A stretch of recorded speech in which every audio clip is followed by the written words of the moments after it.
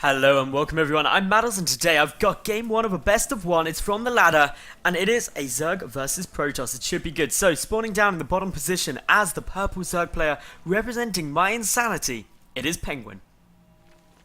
And his opponent, spawning in the north of Polar Knights, it is the blue Protoss, Trend. This should be an ace game, really looking forward to it. I've been sent it by one of these two players and they're like, damn Madals, this game is good. And so I'm going to be checking it out. Of course, it's currently it is Wednesday here. Things are going good and there is, I'm not even kidding, right, one of the biggest spiders I have ever seen in real life sitting right outside my window.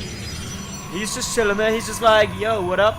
I am watching you cast games, trying to make you lose your shit, and it's nearly working. Like, I'm just glad he's on the outside of the window and not on the inside, because if he was on the inside, this cast would be over right now, and there would probably be a boot on him, and that would just be the end of that, because if you're that big, well, guess what? I'm sorry, I'm not messing about. I'm not putting you in a glass, because I don't have a glass that you... Well, actually, I do have a glass side fitting, and I'm just waiting now, by the way, for Duckville, another StarCraft 2 commentator from Australia, or any Australians, to be honest, just be like, yo, Madals, you live in the United Kingdom.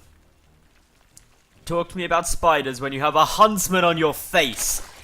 Then you can act like you're actually terrified. But of course, they don't get terrified. The Duckville story about a huntsman spider, by the way, is Duckville had a huntsman spider blow onto his face once in like heavy red, like out of a tree, just like blew onto his face. Now, if you haven't seen a huntsman spider, get onto Google and Google a huntsman spider, and you'll just be like, what? And yeah, he had one of those fly onto his face.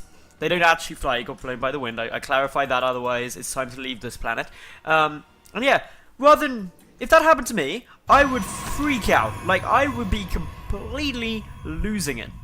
No, he just brushed it off and carried on with his day as if nothing even happened. Like, what is up with that? Anyway, Forge is coming down. PengWin, he sees that Forge, he sees the pylon is getting cancelled, so he doesn't have to worry about cannons now. That is good news for him, but there's still the probe around, still being a little bit scary. As I talk about StarCraft, by the way, rather than spiders and stuff like that. Third hatch is, of course, coming down. We've got the pylon still up there. Oh, pylons, when you know that there's a Forge, it's just going to make you be like, don't build a cannon. Don't build a cannon. Pylon does get cancelled once more. This is now actually not really doing too much, because I should point out Trend has no idea that this is down. Look, Trend's vision, nope, doesn't know about the third. Because he doesn't know about the third, he's like, ha, I have delayed you by oh so much, when in reality, PengWin is going to get down his third base at about 4 minutes, pretty much on the dot of 4 minutes, which is just when you want to do it if your opponent has gone Nexus first. If they go Forge first, well, actually, PengWin now is actually economically in a really good spot, because he's sitting there being like, you know what, I got my third base up and you don't even know about it. Cannon, pylon, gateway, Forge equals wall-off. Wall-off, especially with the cannon, means that 4 lings will not get through. I think at least 3 of the lings would die to that cannon, maybe even all 4 of them. Yeah, basically just not a good move to try and run those in there. So PengWin, just gonna chill out outside here, just be like, yo, hey, what up guys? And they're like, it's a wall-off. And the Zerglings are like, yep, we'll just chill around here, have a little peek, wall-off. Still looking, still wall-off. Everything good, still wall-off. And that's really what these are gonna do for quite a while, because any aggression that could be coming out now is consisting of nothing. That is the short answer, because this has to be the first gateway, right? Because the Forge came down, the Nexus came down, the Overlord saw both of those. This has to, without doubt, be the only gateway. Which means, since it's only just finished, which the Overlord could see, knows that the Cybernetics core is on its way down. 2 Zerglings are going to try and sneak in, 1 manages to get through, and yeah, 1 Zergling, not too threatening, but does get scouting information. What PengWin is looking to see is where these gas timings are. Now, bear in mind there is a probe, sneaking and ninjaing his way round the back here. What is he going to be up to? If this is a proxy Stargate, this would be the most amazing position to proxy Stargate ever, and I would possibly love Trent forever. If he doesn't proxy Stargate though, it could just be a normal proxy pylon. Blinkstock play be quite good here, and yeah, this is just going to have to wait and see really what's coming down. But yeah, +1 on its way. Probably not going to be a proxy Stargate now. I'm a little bit sad about that. Reason we know that is because there's a limited amount of gas when you're mining off of only 2 assimilators, and therefore it's like, well, if I've just invested in +1, I'm definitely not proxying a Stargate, because I want that down as soon as I possibly can. And PengWin, of course, can see that the Forge, it was researching something when he was briefly over it, so he is aware. He's got a little bit of knowledge that, okay, he's getting +1 down. That limits his options. to, well, delayed 4-gate pressure, which looks like we're going to be getting onto, or potentially some kind of Immortal Sentry play. They're both viable options. Sees the third gas, has not yet confirmed that there is a fourth gas, or if there is even a fourth gas or not. So that's the only bit of information the PengWin is going to miss out on. Does lose that Overlord, will supply block him, but he's droning heavily behind this, and really, with the lair coming down, all he needs to think about is, okay, should I be getting down my road to run? Should I be trying to defend this? Well, his option for the moment is actually no, I'm just going to sit there and lair up. Don't need my road to run yet. I'm going to get as many drones as I can. Still just droning, bear in mind. Keeping an eye on a third base, just to see if that does come down. But 2 Stalkers, a Zealot, and a Proxy Pylon that has been located. This is very frustrating. There are some Zerglings there. PengWin needs to see that, actually, hang on, there's a second Pylon coming. That probably means you are going to try and end me pretty fast. He's getting the Spire down, going to be going for Mutalisks. So, yep, Pylon. Still chilling, still just being like, okay. There's a second Pylon though, and that means that these Zealots definitely warp in. Meanwhile, there's also pushing to this third. PengWin left a bit with his pants down. He does not have anything to really defend this with. He's got 6 Lings, and of course, taking straight up into those Mutalisks just means that saving a third is going to be exceptionally difficult with Zerglings alone. Because these Zealots, they do have +1. And the reason that +1 is so critical is because they can now 2-shot these Zerglings. They can do so much damage so insanely quickly. There's even Zealots defending the Proxy Pylons. There's 2 of them. One could get taken down. Trend is supply block though. Just need to be a little bit careful. Good engagement here for PengWin. He's lost his third though, and generally speaking, losing your third is a bad time. Which is really the worst time actually losing your third base as a Zerg. Not too much else can go tragically wrong for you than that happening. But PengWin does have his Spire coming down, and because really all Trend has seen is those lovely things called Zerglings, he's going to make as many Zealots as he can, and that results in anti-air consisting of, bingo, 2 Stalkers. Now, do you know how many Mutalisks it takes to kill 2 Stalkers?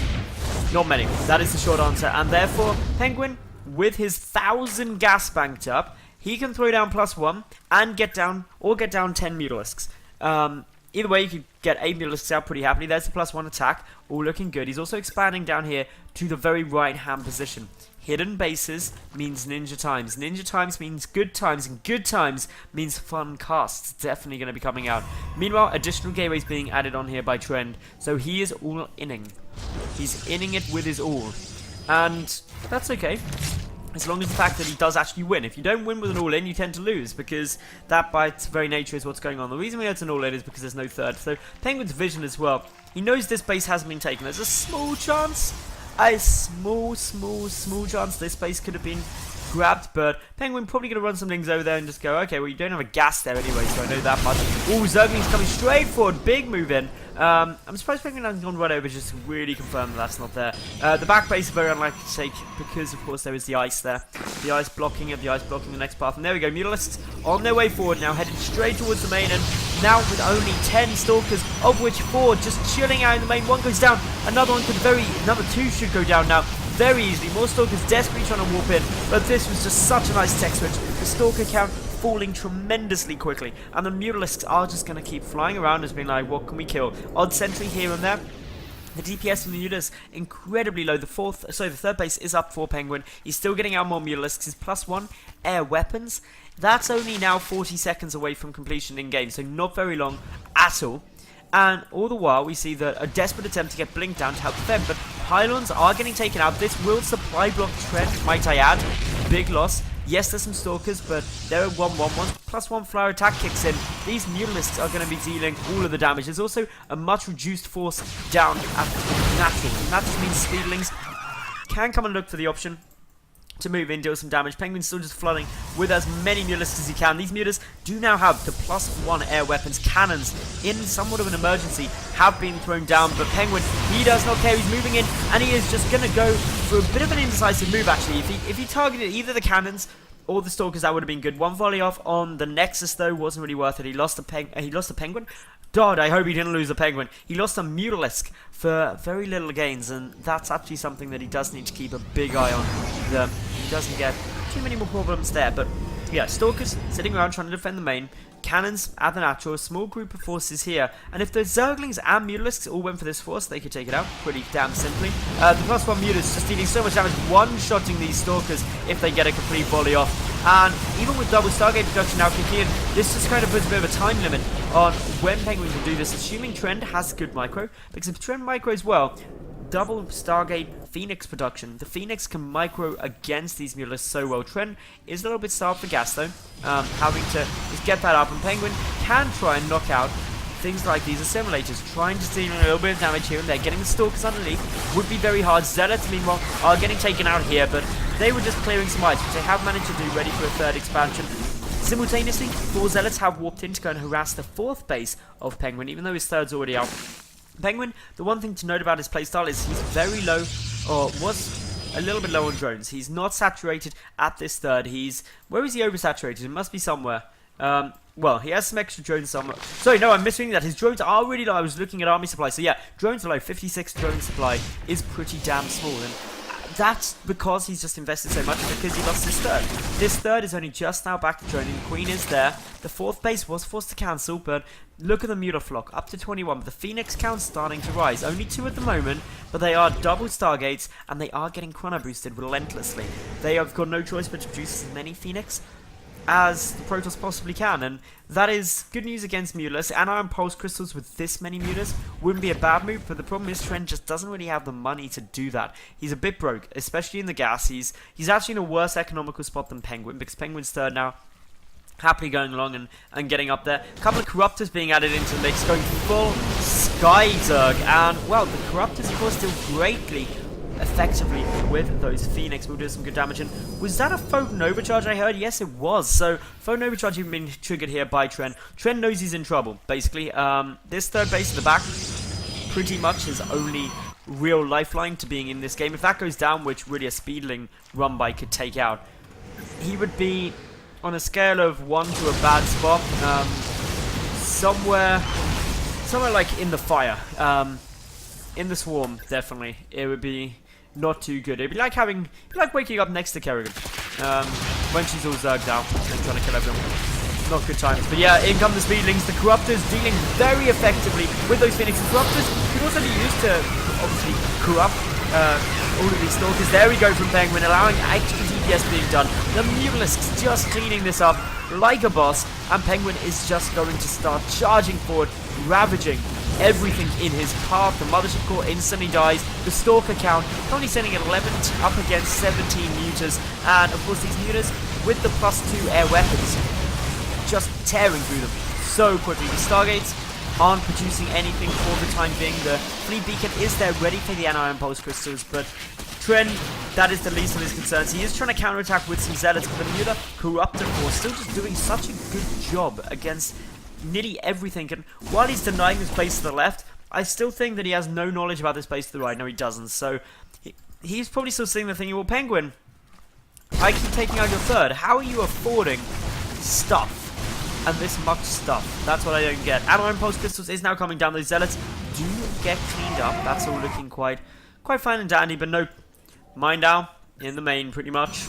Massive oversaturating of the natural commencing. The 3rd is trying to get secured, but if PengWin can deny that, he's just in a great spot. Finds the proxy pylon that has been really the thorn in his side, and is now going to go in for some more aggression. No, +1 flyer carapace will be done by the time these Mutalisks get in here, even if they fly in a straight line, and that simply means that the upgrade lead is 2-1 up against 1-1. These Mutalisks just able to do so much damage. The blink is good. The corruption, though, is now coming down on a lot of these Stalkers, and they are taking considerable amounts of fire from the Mutalisks. The Stalker count diminishing exceptionally quickly. Trend's income just not equal to that of PengWin's, and he is doing a great job at, well, PengWin that is, doing a great job at just picking this off. Army supply 82 to 22. GG is called, and PengWin will win the game. So, if you enjoyed that cast, make sure you like the video, that you leave a cool comment, and of course you do subscribe. I get new games up daily, so you should definitely check those out. And if you want to tune in live, you can do so. I stream a lot on twitch.tv/Madals. Thanks for watching, everyone, and bye for now.